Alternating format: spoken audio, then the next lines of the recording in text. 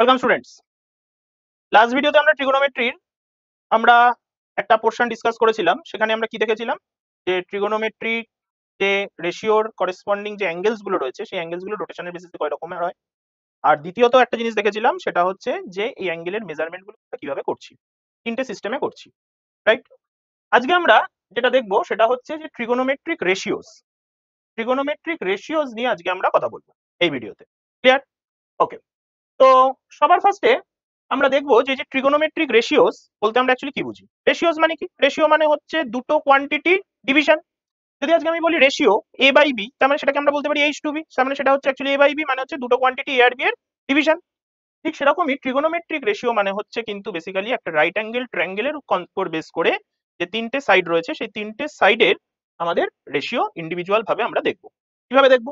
দেখো, যদি আজকে আমরা একটা রাইট অ্যাঙ্গেল ট্রায়াঙ্গেল কনসিডার করি, আজকে আমি কি কনসিডার করলাম? একটা রাইট অ্যাঙ্গেল ট্রায়াঙ্গেল কনসিডার করলাম। সেই রাইট অ্যাঙ্গেল ট্রায়াঙ্গেলের যে তিনটে সাইড, সেই তিনটে সাইডকে আমরা কি বলবো?